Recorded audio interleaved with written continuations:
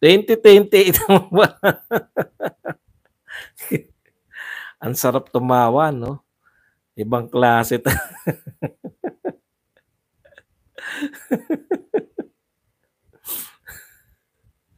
pero wala na pong ano, eh, 'no, nagsasabi kay Tatay Digong na ano, eh, 'no, alam nila, eh. Puta naisahan na naman tayo. Nag-iinuman siguro mga quadco. Imbis na nagpaplano, puta mag-inuman na lang tayo. Paduano, ilabas mo na yung mga ninenok mong ano, hopya. Lahat ng mga hopya ninenok mo kay Marcoleta, labas mo na, pulutan natin. Nag-inuman na lang yung mga quadco. Pulutan nila hopya ni Marcoleta. Nakaipon na palang po siya.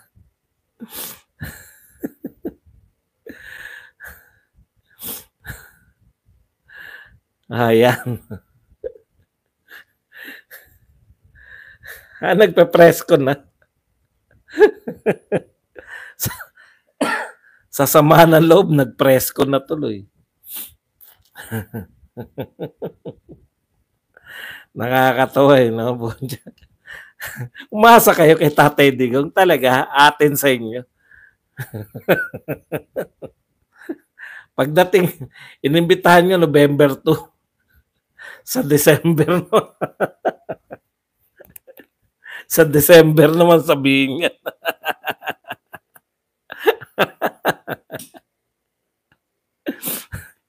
Okay. Okay, tuwan-tuwa po talaga ako eh. Formal na po nagpahayag si Tatay Digong na hindi siya dadalo. No? Dito po. At siya po ay nagbigay ng sulat. Ayon po sa kanyang sulat, ito po ang mga dahilan ng hindi niya pagdalo. Una, pinaglalaroan ko lang kayo.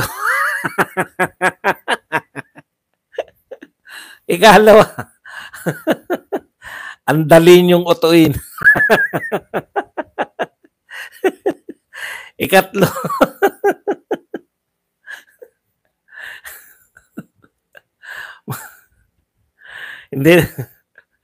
hindi po ano po nagbigay talaga ng pahayag yung kanyang abogado, no. Ang sinasabi po ng abogado, wag na natin basahin, haba pa eh.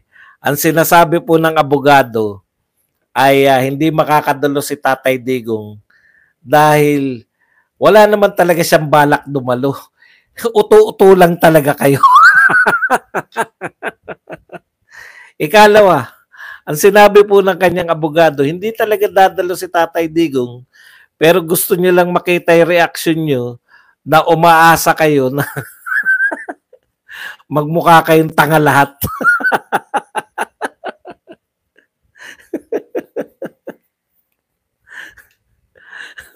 Ang mga umasa, no?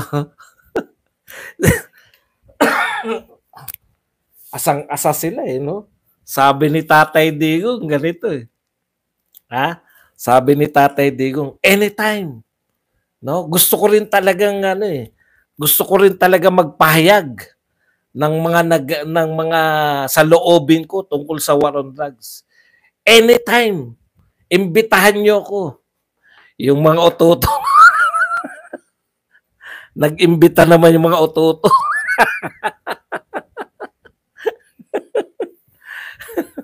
Dapat bukas pa nyo nilabas eh. Kung ako yung abogado, bukas ko pa eh, di ba?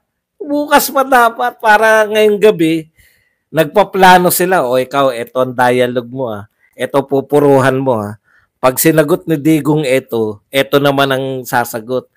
Pagkano, dapat pinagplano mo muna na bago nyo sabihin na pinaglalaroan lang.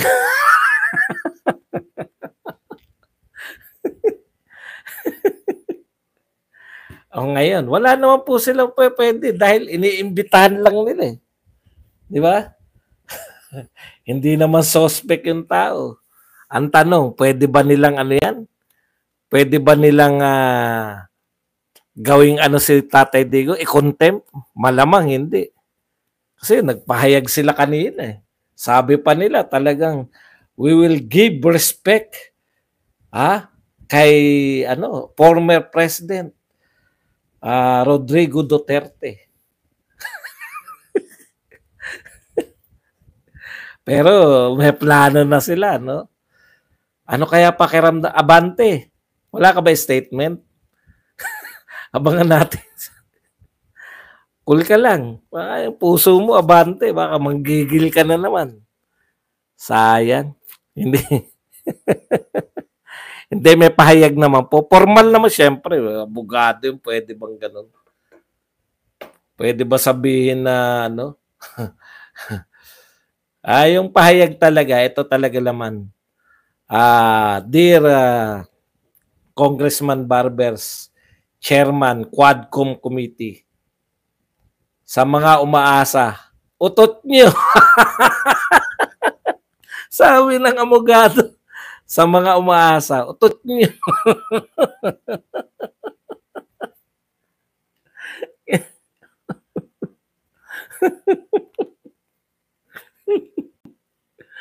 Bawing-bawi kami. Ngayon, kung ano na naman sasabihin, ano kagad sabi kagad anong pangalan to? Sabi ni Trillanes. May mga reaction kagad eh. Nakakatawa talaga no? Ito po ang reaction ng mga umasa. Mga patawa eh. Hay nako. May napaglaruan na naman. Tapos galaiting-galaiti sila, di ba? Sabay naglabas ng video si BP Sara, sumasayaw. Habang kung ano-ano, apektado po sila eh.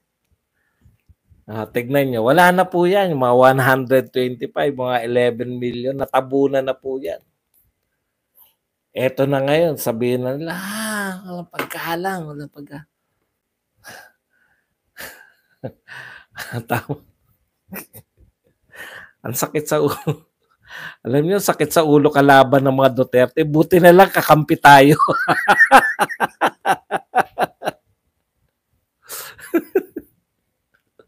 Buti na lang kakampi tayo ng mga Duterte, no? Kasi talagang putya.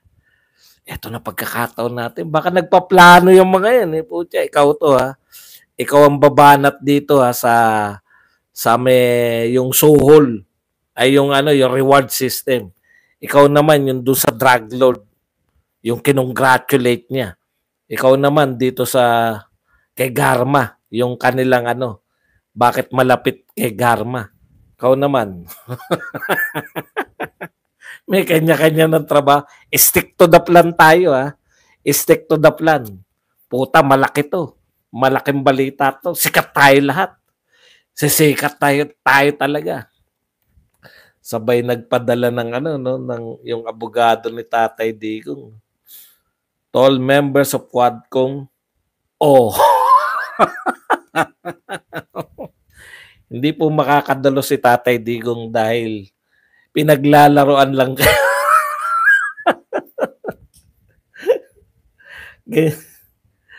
Hindi totoo yan, Totoo po talaga yan. Alam niyo po ba yun?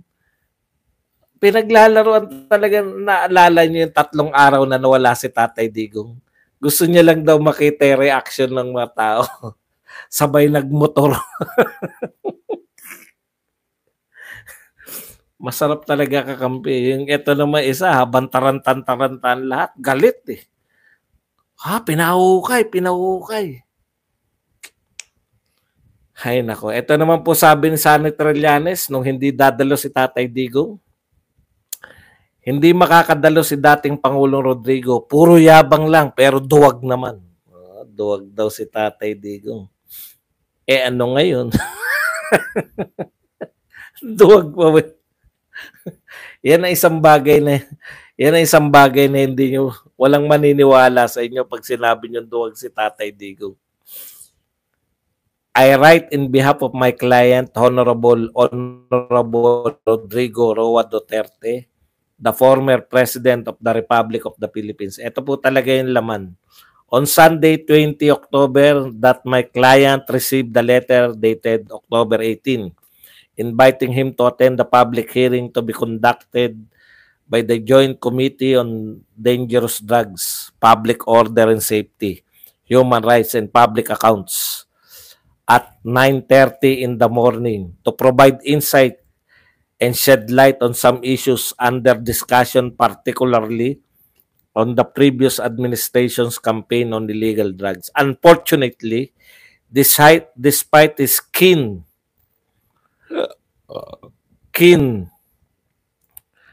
at intention to attend, unfortunately, sa kasawiang palad, kahit gustong-gusto ng aking kliyente na umattend, my client respectfully manifests that he cannot attend the public hearing set on 22 October 2024.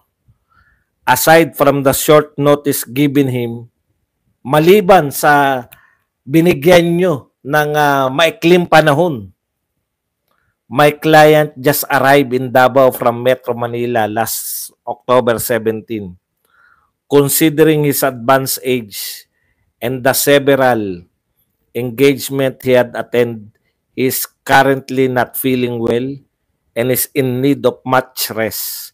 Hence, my client respectfully requests to defer his appearance before the Honorable Committee is scheduled tomorrow. Ayun. So, ito po, nagbigay po ng petsa si Tatay Digong. Rest assured of my client's willingness to appear before the House of Representatives on some other available date. Preferably after November 1. Ayan. So, nagbigay po si Tatay Digong, no? Makaka-attend lang siya after November 1, 2032.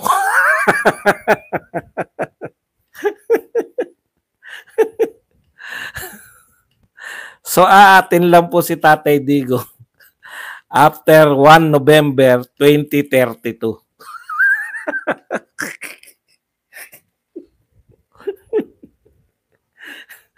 Malinaw pag hindi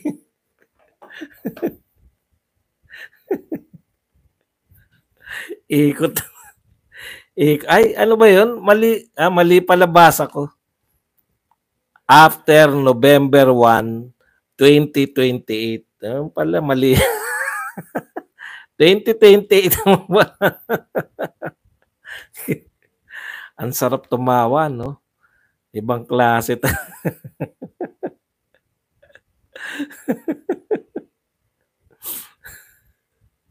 Pero wala na pong nagsasabi kay Tatay Digong na no? Alam nila Puta na isa na naman tayo. Nagiinuman siguro mga quad ko. Imbis na nagpaplano, puta mag-inuman na lang tayo. Paduano, ilabas mo na yung mga ninenok mong hopya. Lahat ng mga hopya ninenok mo kay Marcoleta, labas mo na, pulutan natin. Nag-inuman na lang yung mga quad ko. Pulutan nila hopya ni Marcoleta. Nakaipon na palang po siya.